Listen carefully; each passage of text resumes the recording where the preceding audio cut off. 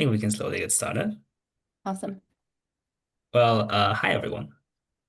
My name is Kevin, and I have the incredible honor to host all of you today. I'm the managing director with Hive. We're a global community for farmed animal advocates. And about 4 or 5 weeks ago, during a retreat, someone asked me about Hive, someone who wasn't part of our movement, so to speak. And I tried to explain it. I talked about communication infrastructure and about connection, and they said, "Oh, so it's like a weird niche LinkedIn type of thing, isn't it?"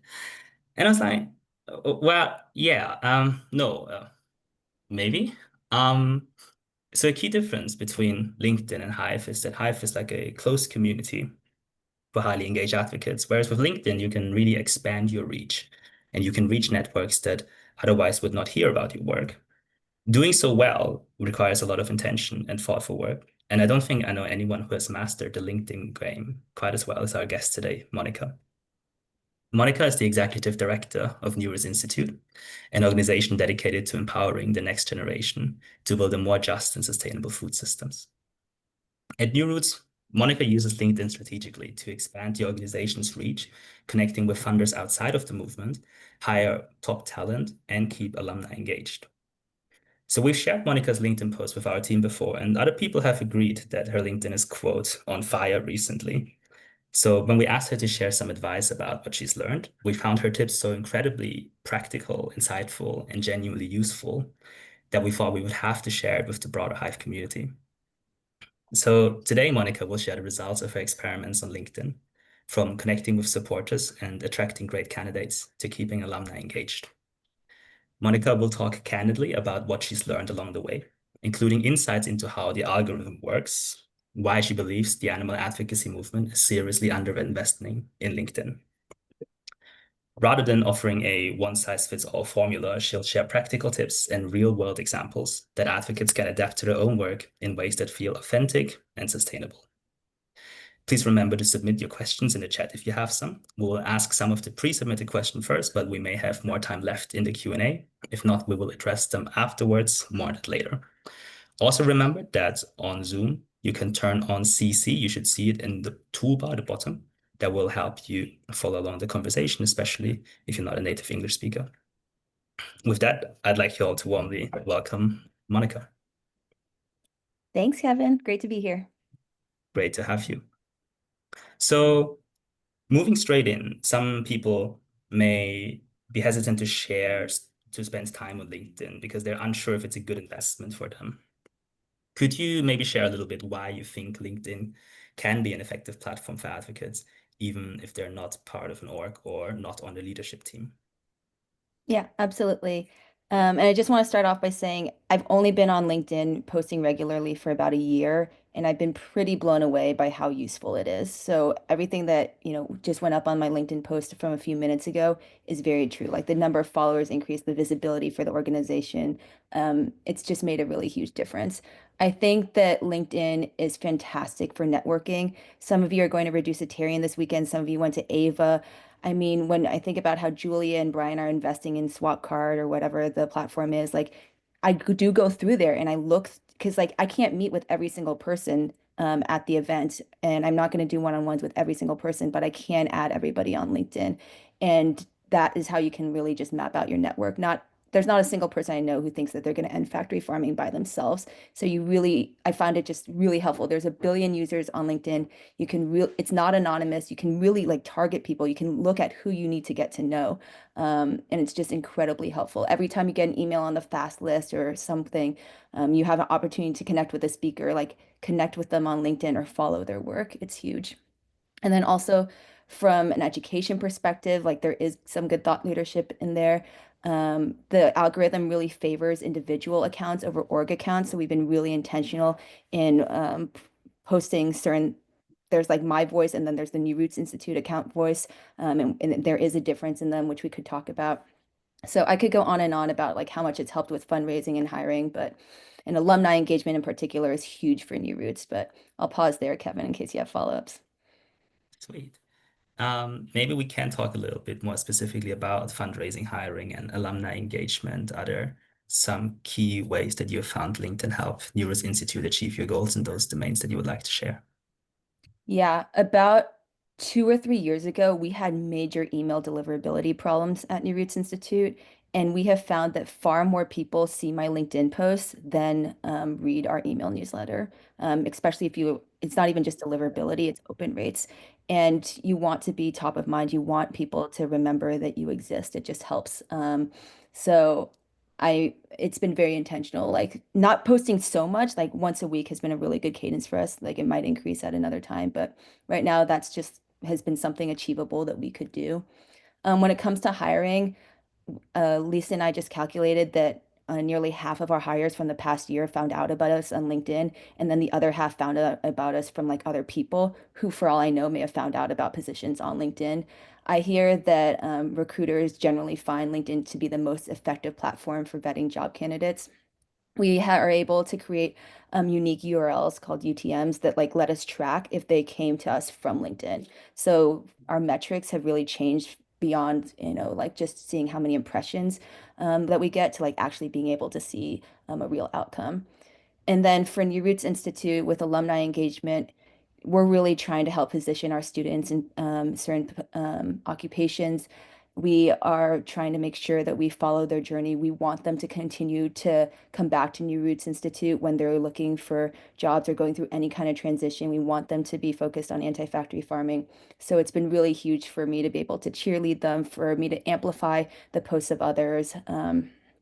The one thing I'll note is that when you connect with somebody on LinkedIn, you automatically follow them, which is annoying because if you have like a lot of connection requests, it's you're just not going to see everybody's post. So I work really hard. Like I probably am following like every single one of you, and I want to be following you. And so like what I'll do is I'll engage with you. That way I'm more likely to see your content and you're more likely to see mine because I do want to prioritize some people over like the thousands of other people.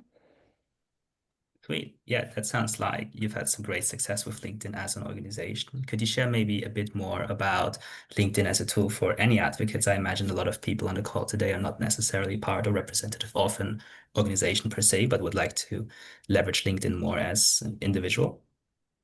Yeah, I again like I'm not you all were very flattering in your description of me and saying like I'm rocking it, but I really am like just a person.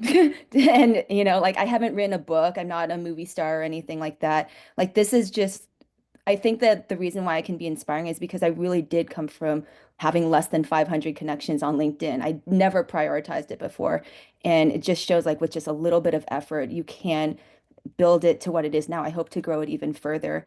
And you can do that too. And all of us who are advocates like have a message that needs to get out there. It's really important to like think through your audience. Of course, you're not trying to speak to everybody. And we can talk more about like the different types of posts because I'm really thoughtful about who I'm trying to engage with each time. That would be a great segue. Could you tell us a little bit more about how you decide which types of story to tell with your different audiences?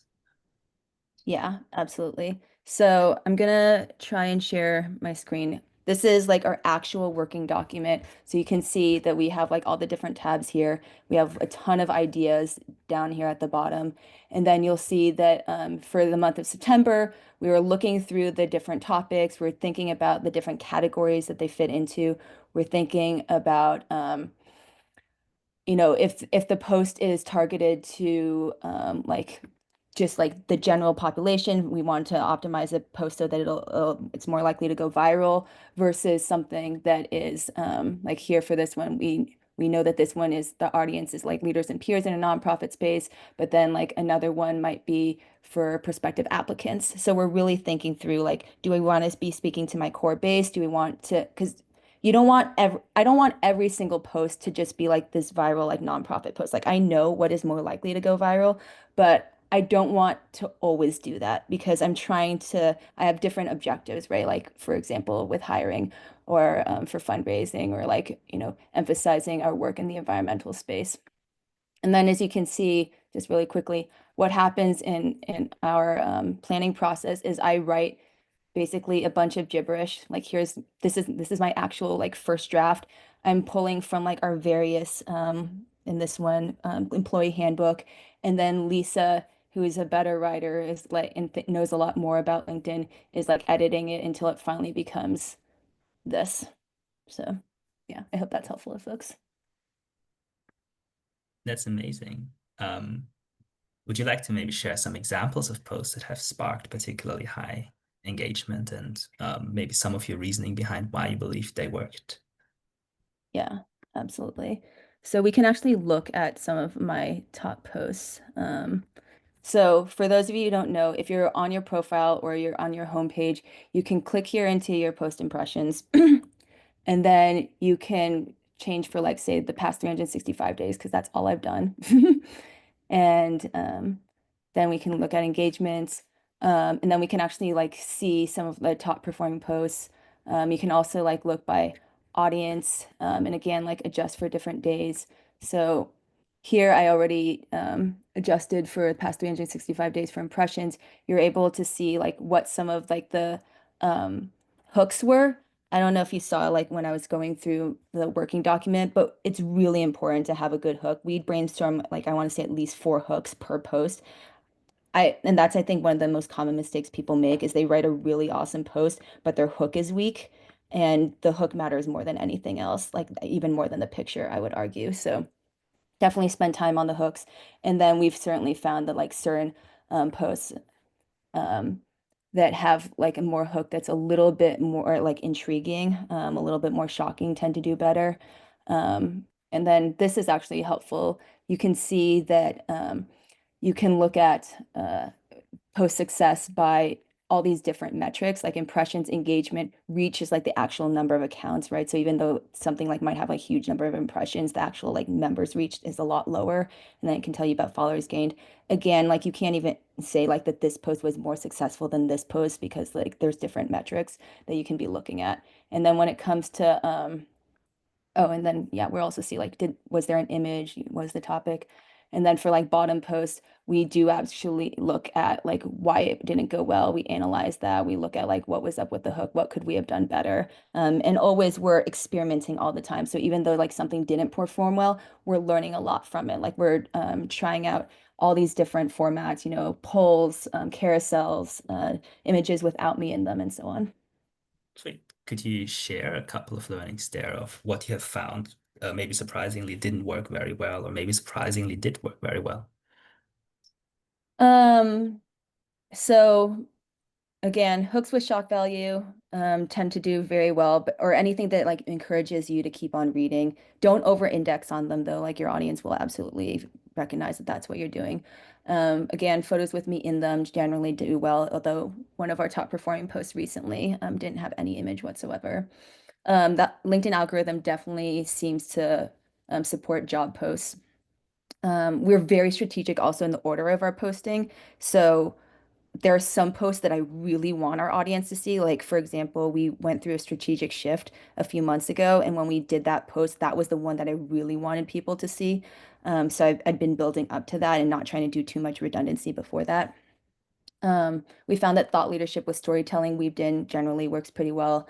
Bottom performing formats for us thus far, polls, graphics that aren't recognizable. We recently did a post that was related to Climate Week and didn't have my face in it. That did not do well. Carousels also haven't really been, carousels just means like uploading like 4 images as an example instead of like just one. Recently, like with Olivia post, she's the high school student that has vegan meals now at every single one of the high schools that were in my district, like all 5 high schools. Amazing, 10,000 students.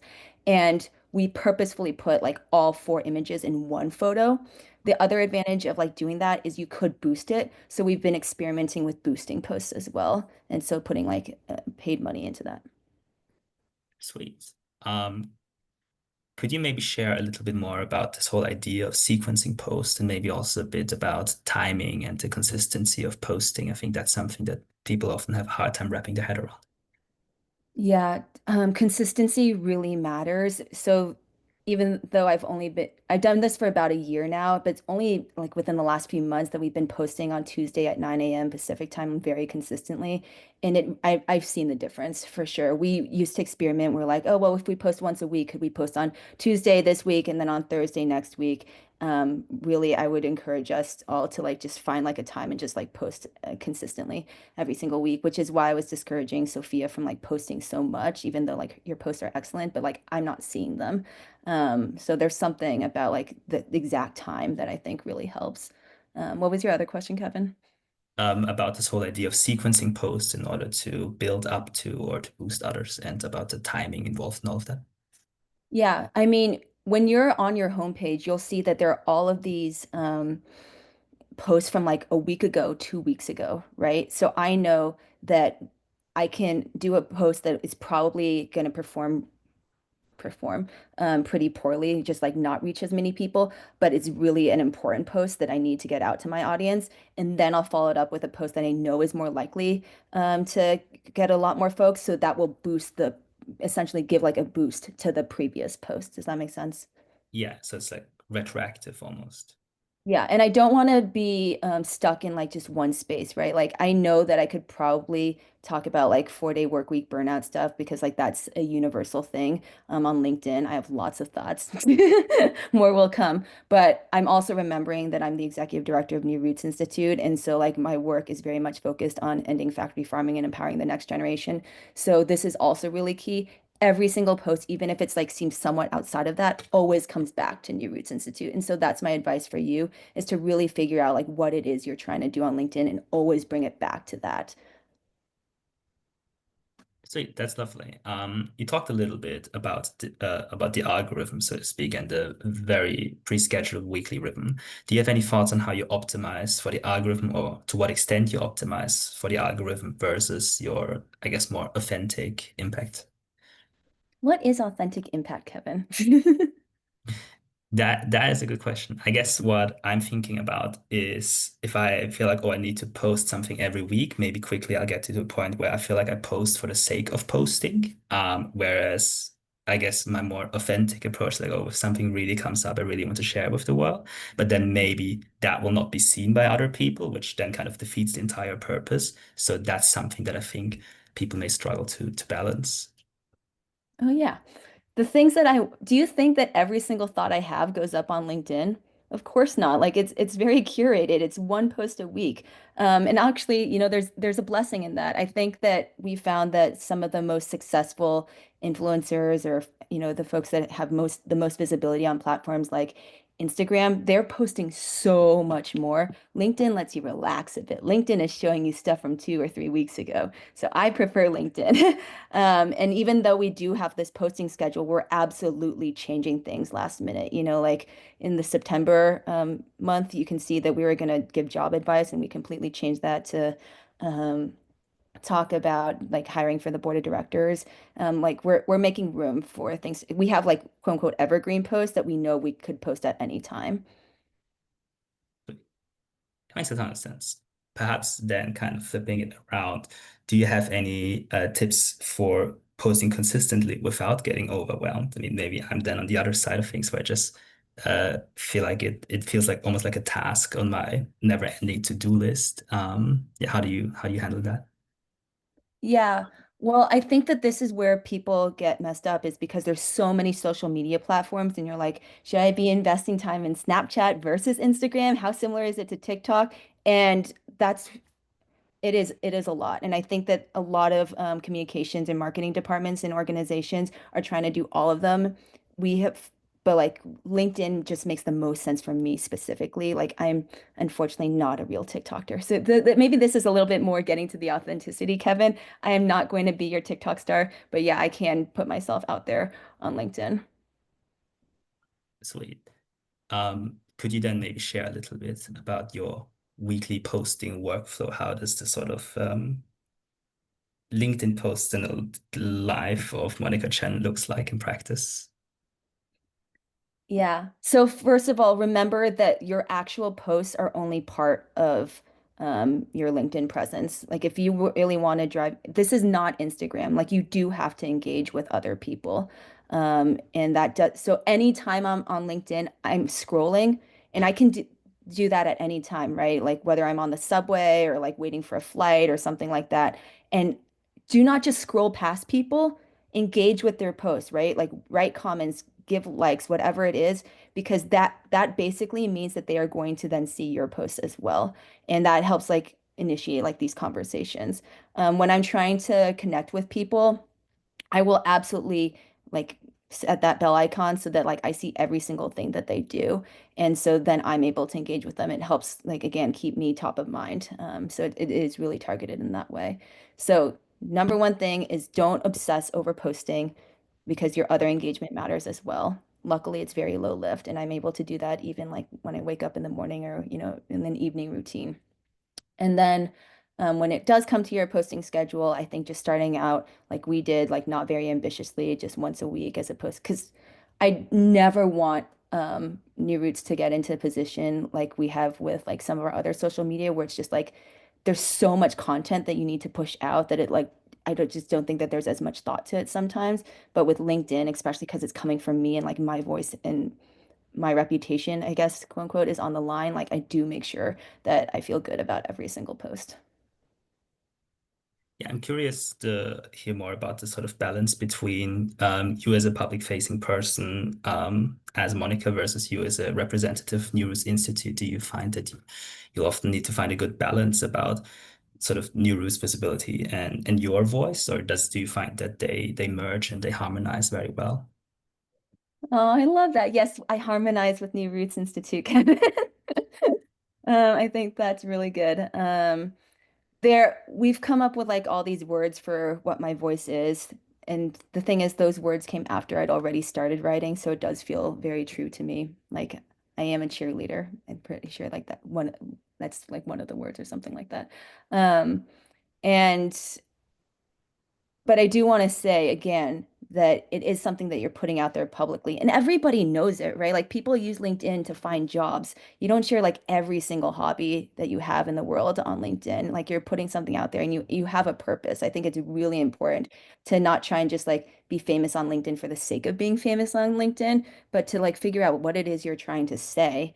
And then focus on that again, like really focus on what your audiences are. I didn't mention this earlier, but like with boosting, what we found is that it's really important to not be general with your boost. Like you have to really hone in.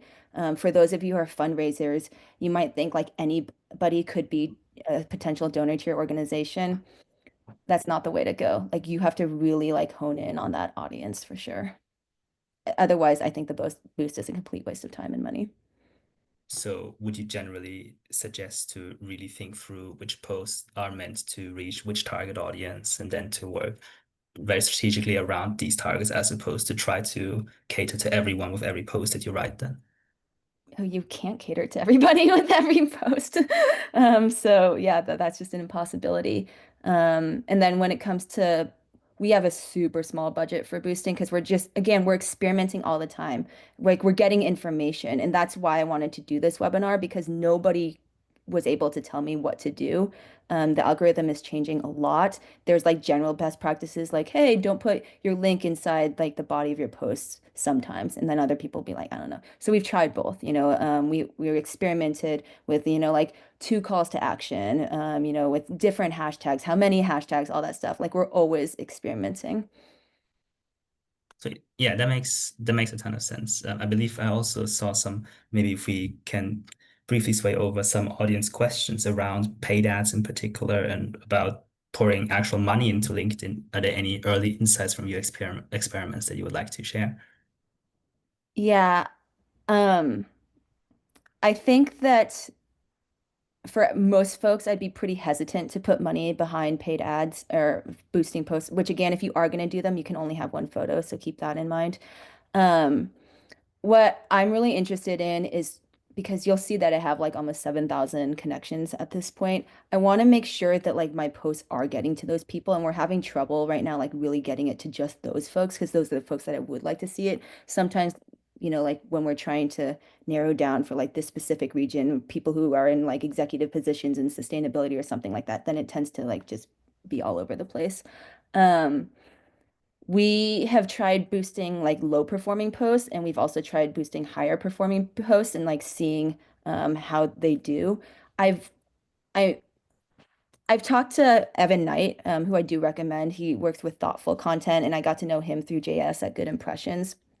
And Evan is somebody who specializes in LinkedIn, and but his area of focus is more folks in the for-profit sector. And so they, I think, had just like have a lot more money. But to me, I'm like, $100 per post like seems like a lot. Sometimes like we'll break it up into smaller bits, just because again, we're running experiments. Like if I became convinced that, like the ROI on a certain dollar amount was worth it, absolutely we would go all in. But like we're still figuring stuff out. Cool. Maybe to rewind a little bit to, would you like to, for everyone who's kind of new to entire game, share a little bit about how you started using LinkedIn strategically? I believe you mentioned it was about a year ago, and what would you recommend to those people in the call who are only now getting started? Yeah, well, I'll start off by shouting out Becca Rogers because Becca has some really awesome trainings that she provides to our fellows and might even be doing them at like various EAGs or Hive events where she'll like help you go through your profile, like look at, everything from the photos to like what's in your bylines, your headline, all the fancy terms. That it does matter. It does matter. Like one of the metrics is like the number of profile views. Like you really do want to be optimizing for that. If you're gonna do it, like you might as well like do it well. Some of it is super low hanging fruit. And so once I had those basics down, then it just sort of was just a really natural extension of, again, like recognizing that all the effort that, or conference organizers had been putting into these apps. And, every conference, I was just at Animal Grant Makers last week. There's another conference this week. They give you the entire list of people who are there. So it seems like a complete waste to just like th put that in the trash, right? Like if you've got the list, then you should be trying to connect with them and following up with them. And, a follow-up isn't always going to be like a, hey, can we have a one-on-one? Like I was saying earlier, it's just like, let's be aware that each other exists. And like, we might not yet know like how we can connect or collaborate or what might be useful. But hey, at least now like we're seeing each other's stuff. And again, you will be top of mind. It also makes the conversation so much more interesting. I can talk about the weather all day. I have strong opinions about weather, like believe it. Um, Dallas was horridly hot. I do not recommend living there. Anyways, but people have been seeing my LinkedIn posts and they now have like some sort of reference. And so like now we're talking about strategy, right? Now we're talking about how do we position students. Now we're talking about things that like are just even more interesting potentially than how hot it is in Dallas. Sweet, that's lovely. So if I am someone starting from scratch, what kind of goals do you think I should set, or how should I approach my renewed LinkedIn strategy? Do you have any tips on that? Okay, so first of all, be really clear on what you're trying to do and why. Like really clear, because if your goal is something like super broad, like make the entire world vegan, like I don't know like how that's going to guide you. Like you have to be really really specific. Like if you're trying to market a program, if you're trying to fundraise, if you're trying to like make sure that you are putting pressure on a certain corporation, that again, that's the beauty of LinkedIn is like you've got a billion users out there. Everybody's name is on the line, which I love. I strongly dislike other social media where you can like hide behind, you know, sorry, Rachel, like XVX Rachel, but we wouldn't know who Rachel is, right? Or, like vegan lover 37 or something like that, right? And so like people are nasty, nasty to each other on some of those other social media platforms. On LinkedIn, we can see your face, we know your background, we just know a whole lot more about you. So the conversations can be a lot better, I think. I mean, of course, there's always the risk. Um, and by the way, definitely again, try and be engaging with posts like day of when you post. Really set aside time at least for the first hour, but ideally the whole day. I guarantee you that on my LinkedIn right now, I will respond to every single comment, especially if you tag me. Um, I will respond to every single one of them because I want to respond to you. I want to answer your questions. I want you to learn and I want to see your post too. So definitely remember to tag me in the comments, engage with me. And that's another tip is being out there publicly is just has huge advantages. Sometimes people I think are a little bit scared, and so I'm getting huge, ridiculous numbers of like in-mail messages, right? That like only I can see, and it's become this like which LinkedIn is not optimized for. I would prefer if you emailed me over sending me LinkedIn messages. Like you can do that, but like it's just like so many from so many random people, so many sales. So definitely like start off by commenting. I saw somebody once say, like don't just try and like sell me on something immediately. Like romance me in the comments first. So yes, engage in the comments is the very first thing that I would suggest doing. And then yeah, do exactly whatever Becca Rogers tells you to do, you should do. That's just good advice in general. And then yeah, try and figure out like your posting schedule. Again, like some of our posts, like I look back and I'm a little bit embarrassed by them. But the amazing thing about LinkedIn is it's not like Instagram where you see like every single post on a grid. It's like you only see like the last two. So if we had like a post not do so well, and this is also for those of you who like bare your hearts and souls out on LinkedIn and then it doesn't do so well, people don't know. Do not delete them. That's bad for the algorithm, I think. Just know that 2 weeks from now, that post will be gone and nobody will even think about it. People do not scroll back on LinkedIn the way that you do on Instagram. Sweet. And that's useful to know that deleting posts is a bad idea. I always have the urge to just go back and delete some of my early posts. So far, I haven't because I thought it's more authentic not to, but um, very good and important point. You talked about a couple of different metrics, like likes, follower gained. What kind of metrics do you use to like measure success? What kind of metrics do you feel like are more like vanity metrics? And how does this all square with the sort of meaningful engagement in the comments or elsewhere that you may want to, you may hope to get from LinkedIn? Well, there's level one metrics, which is when you're just first starting out. Of course, we were looking at how many impressions something got. And then we graduated to how many actual individuals reached it. But now, as I was saying, like we're able to track how many people applied to a position because of LinkedIn. Thank you all so much for your repost, by the way. You have helped make the new retiring team very strong. Thank you, seriously. Um, so you're going to, and there's also things like the social selling index score. I mean, if you again like this is me just starting off in a year, but like now I'm getting a lot more advice and we did some kind of analysis with Evan, and he gave us like a 29 out of 100, which is a failing grade. So I know that there's a lot, and that was inspiring to me because that means that like there's a lot more room to grow. Um, so you can start to like develop metrics that are like really meaningful to the organization and be tracking them for things like fundraising and stuff like that as well. And also ultimately, like for those of you who are working on campaigns, the success of your campaigns too. Sweet. I love it. Um, Perhaps an easy segue, but maybe expanding into something broader. What are some of the most common mistakes that you see advocates or leaders make on LinkedIn? Maybe number one is again just like trying to optimize for the post that will get the most impressions or something like that. Sometimes we intentionally do a post that I know again is going to do very poorly, but I have a very specific person or people in mind that I want to see it. And if just like two of those people see it, that is a success in my book. Like that is a good thing. Like not everything needs to be like reaching 50,000 people. Um, Again, get the basics right. Listen to Becca.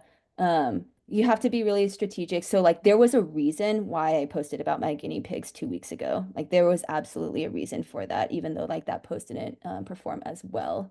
Um, Event recaps also generally don't perform very well. I know that like sometimes people have this inclination, especially those of you who travel a ton, to like post about every single conference. I'm not unsure if like that's really like what you want to be doing. Just know that the algorithm doesn't optimize for them. Um, be aware of reposting pods. So the algorithm is really looking out for people like who are like reposting exactly each other's content, like always like the same five people over and over again. That'll be suppressed for sure. I think that sometimes people treat LinkedIn almost like a diary. And again, like they will share like a lot of thoughts that like aren't as strategic.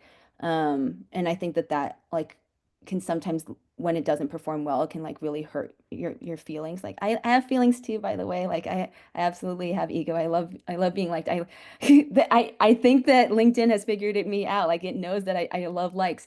At the same time, right, you want to be really thoughtful about what you're putting out there.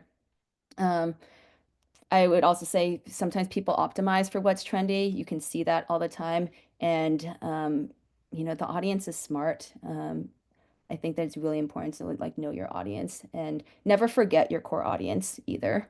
Like even though, like New Roots Institute is working with like a whole lot of farmers who um, work in animal agriculture. Like I also know, and like we're making posts like to reach that audience. I also know that there's like the space as well, and I don't want to forget about this group of people either. That's lovely. As a person and organization that does try to build our movement power, kind of build up beyond, I think, what many of us are in, the sort of farm animal advocacy bubble. Do you have any tips on what advocates should avoid when trying to build and extend the movement power and try to reach into other networks as well? Nothing that I haven't already said. Like I said, treating LinkedIn like every other social media, it deserves its own focus for sure. That's why, and you can only do so much. So that's why you like, no matter what Rachel tells me, like I do not post on Instagram a whole lot, but I can do LinkedIn.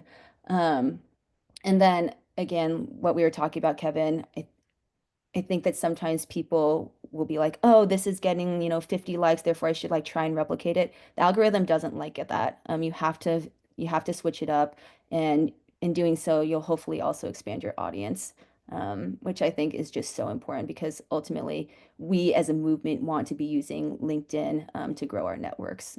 We're still relatively small. Like there are certain people that you're going to be able to reach, Kevin, that I can't reach, and absolutely we should be like taking full advantage of that. That's wonderful.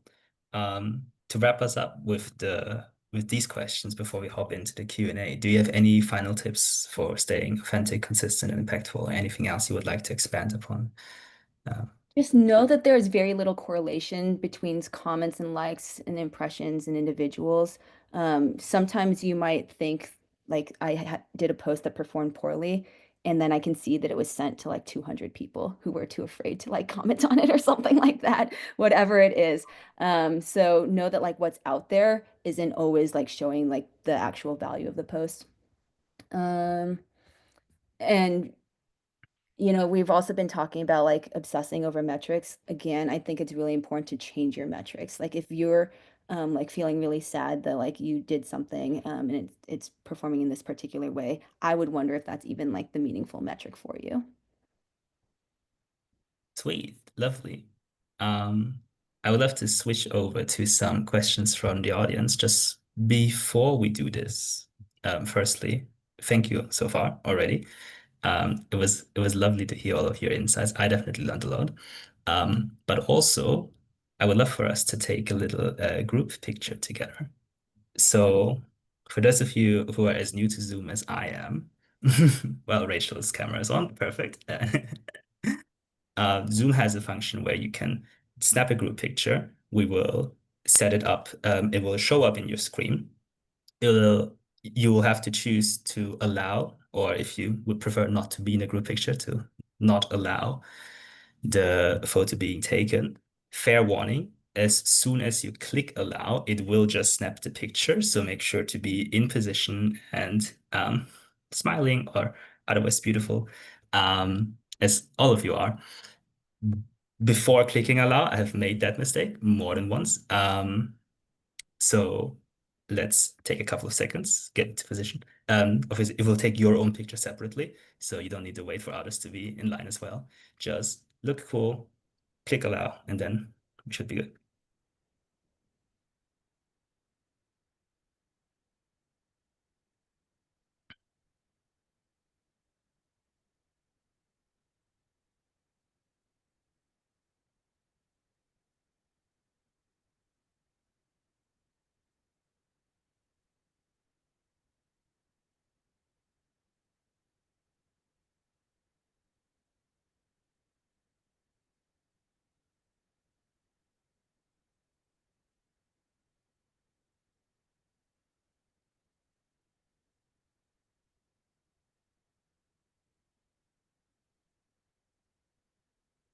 No, I believe most of you will have already taken, at least I don't see many people still awkwardly posing without moving, so um that's great.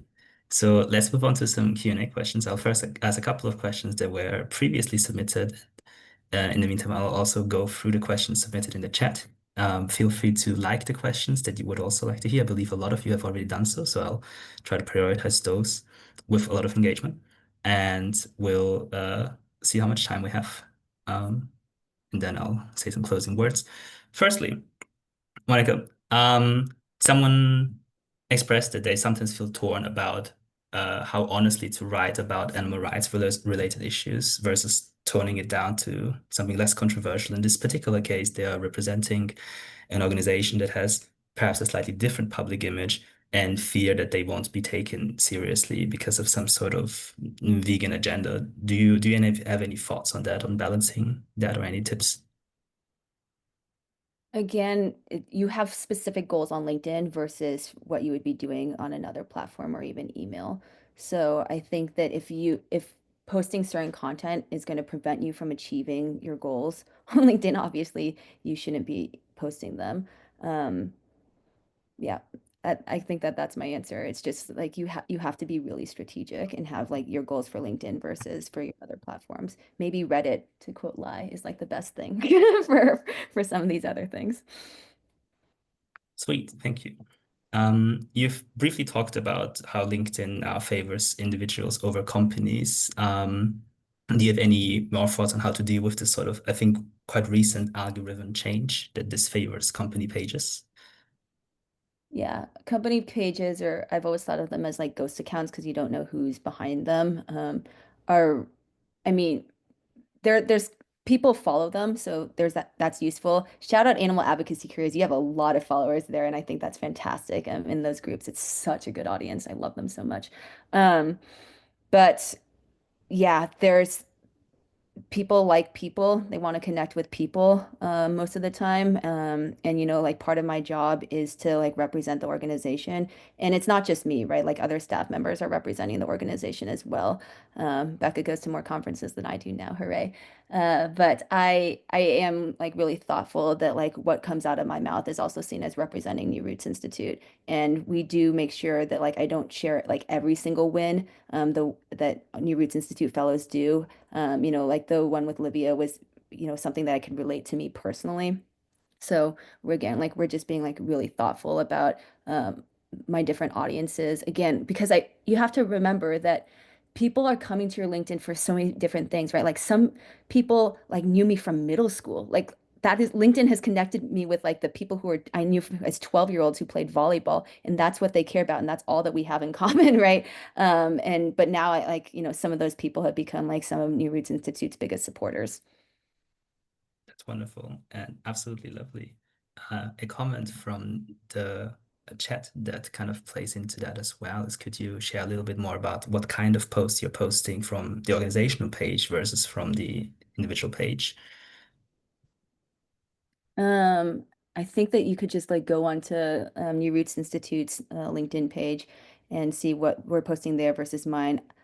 The things that we're posting from my account, and Lisa can hop in here, but I think that what posts from my account is just taking a heck of a lot more time because we're trying to make it really personal and we're following this like, I mean, every post you'll see is right, like hook, story, something that relates back to New Roots Institute, closing question for engagement, hashtags, right? Like it just takes a lot and it's very different. But like what is posted on the New Roots Institute LinkedIn account is more likely to also just be like cross-posted in different places. Like, you can take the same language that was in the newsletter and put it on LinkedIn and put it on Instagram. So hopefully. Not always. I don't mean to diminish that. There's still differentiation. Maybe on that note, another question. How many hours per week do you spend on both the post as well as the engagement in the comments and beyond? Uh, well, so I guess that this is shocking to, but not to you all now, but like I don't do anything by myself, and that includes LinkedIn. So my role in LinkedIn is really just like I meet with Lisa for half an hour every month, And then we go and we literally just did it yesterday. So we'll talk through like what the next 4 posts will be for that month. I've already, written a few ideas, which don't take me that long. The ideas sometimes come to me like in the middle of the night. I'm like, got it. I got an idea. We just throw it into the idea bank and then we decide which ones go up there. Um, and, every single post is like not written by ChatGPT, but like at some point I probably like wrote a stream of consciousness and I like just presented it to Lisa so it's like more comprehensible. So for me, I don't even think I can put an amount of time on it, but for the actual post, it's definitely like relatively low.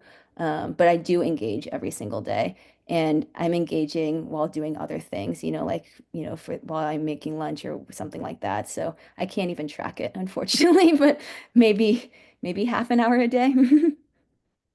That makes sense. Right. Kayla asks, do you have any tips for using LinkedIn to drive traffic links off of the platform? So, like, for example, to your org's website. Yeah, so we didn't even talk about premium accounts. I was hesitant to pay for the premium account. New Roots Institute, we're just so conscious about how we use our funds.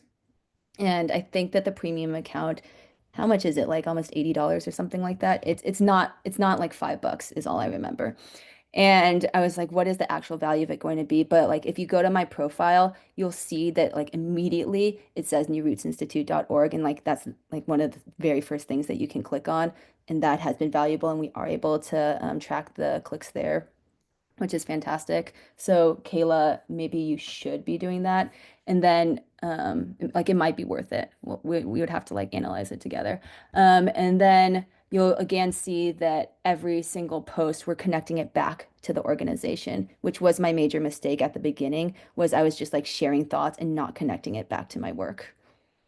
So I'm pretty sure that like New Roots Institute is tagged all the time at this point.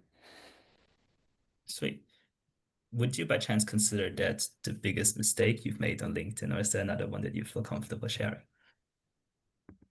Gosh, so many mistakes. Which one? Yeah, I mean, that was the main critique from Evan Knight at Thoughtful Content. He's like, you're doing all these posts, like the metrics look good, but ultimately your goal is to raise the visibility of New Roots Institute. Are you doing that in every single post? Is your reader going back there and being like, oh yeah, now I'm like learning more about New Roots Institute? And I couldn't honestly say yes. That makes a ton of sense.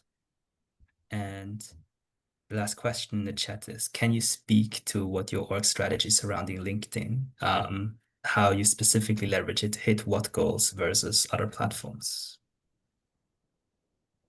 Yeah, well, for New Roots Institute in particular, positioning is a big part of our strategy, and really being able to connect with our alumni is really important, which again, like I've said that LinkedIn is valuable across the movement, but for New Roots Institute, and it is in particular very critical.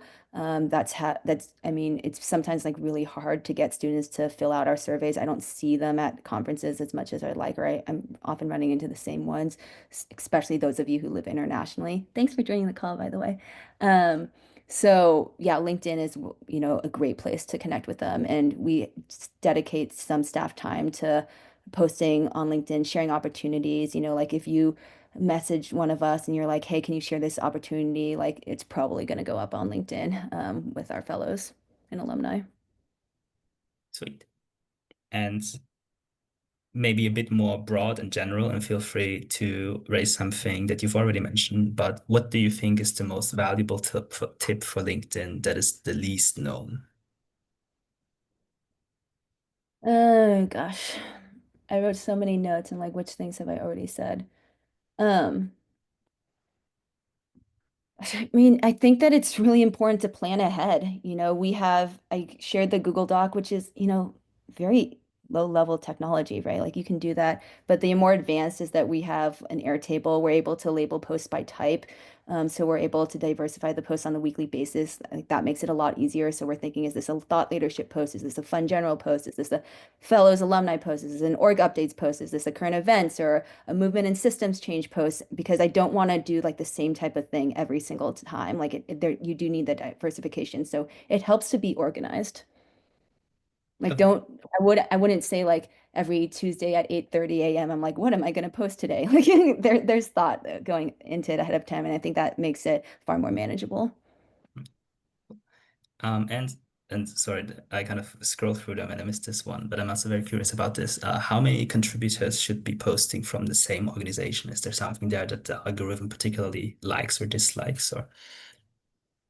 Well, that's kind of like the beauty of LinkedIn being like your personal account, right? So like everybody can just post to whatever they want. Like I don't tell staff like you're only allowed to post this. Um, so I mean, folks can do what they want. We we're only putting like actual staff time like into my account at this point. Like Jesse is, our managing director. He's probably um, just as well known in the animal rights movement in particular as I am. And we don't put any money behind or any staff time behind his posts. But I know that people, because I can also see if you're visiting my profile, who are you most likely to visit? And the number two person is Jesse for sure. And so it's definitely been an effort to like go through there and be like, hey, are you updating? And again, I really think that the job posts have been huge. We do see if staff are willing to reshare them, and the impact from that is it's just incredible. We need like top talent.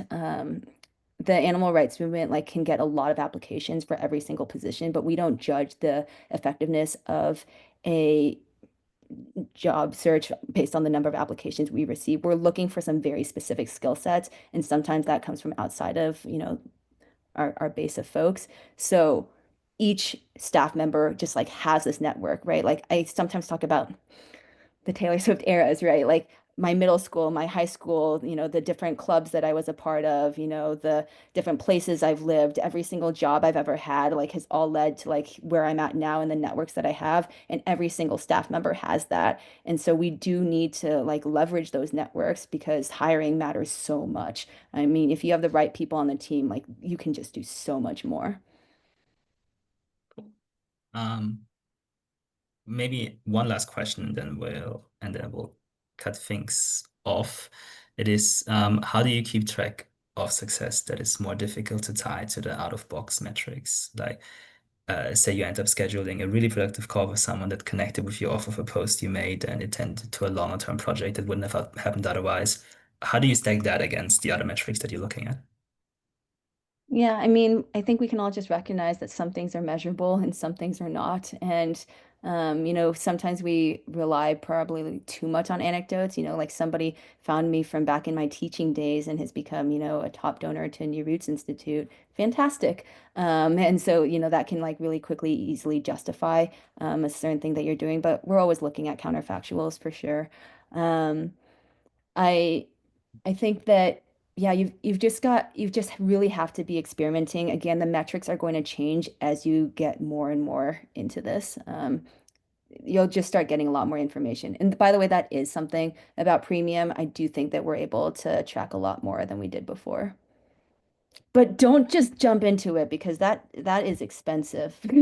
I don't know how they get away with that. Also, and I know that this is going to be posted on LinkedIn. LinkedIn took my credit card information and I was paying for LinkedIn Premium without ever being able to use it for like 10 months. And I didn't check my bank account statements and I was paying for it personally. So watch out, LinkedIn.